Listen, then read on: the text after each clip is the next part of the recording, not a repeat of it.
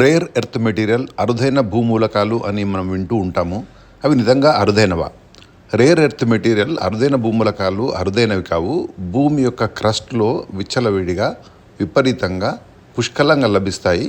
కానీ వాటి యొక్క భూ రసాయన సమ్మేళనం కారణం వలన అవి ఒక చోట కేంద్రీకృతమై ఉండవు. అవి విస్తరించి ఉంటాయి, వికేంద్రీకరించబడి ఉంటాయి. అందువల్ల వ్యయపరంగా, ఆర్థిక పరంగా వాటిని తీయడం అనేది సాధ్యం కాదు. అందువలన వాటిని రేర్ ఎర్త్ మెటీరియల్స్, అరుదైన భూమూలకాలు అని అనడం జరుగుతుంది.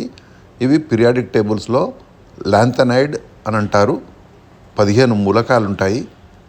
ఇవి మనకు అనేక సాంకేతికతలు, పర్యావరణాన్ని పరిరక్షించడం కోసము, కాలుష్యాన్ని తగ్గించడం కోసము, ఇంధన వ్యయాన్ని తగ్గించడం కోసము, సామర్థ్యాన్ని పెంచడం కోసము, వేగాన్ని పెంచడం కోసము, ఇట్లా అనేక రకాలుగా ఉపయోగిస్తారు. ముఖ్యంగా వీటిని కార్లలో పవర్ స్టీరింగ్ కోసం, క్యాటలైటిక్ కన్వర్ట్స్ కోసం, హైబ్రిడ్ ఎలక్ట్రికల్ కార్ల కోసము, స్మార్ట్ ఫోన్స్ కోసము, ఎలక్ట్రికల్ విండోస్ కోసము అండ్ హోమ్ ఆటోమేషన్ ఎక్విప్మెంట్ కోసము చాలా ఉపయోగిస్తారు.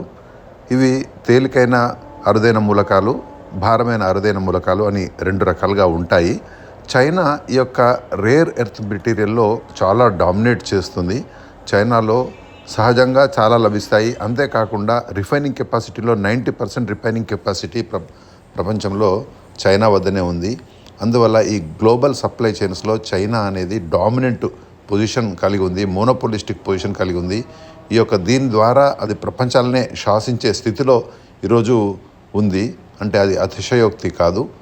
వాళ్ళ దేశంలో ఉన్న వాటితో సరిపడకుండా ఇతర దేశాల్లో కూడా ఎక్కడ ఉంటే అక్కడ ఇన్వెస్ట్ చేసుకుంటూ వెళ్ళింది. దానివల్ల చైనాకు ఈరోజు డామినెన్స్ అనేది రావడం జరిగింది.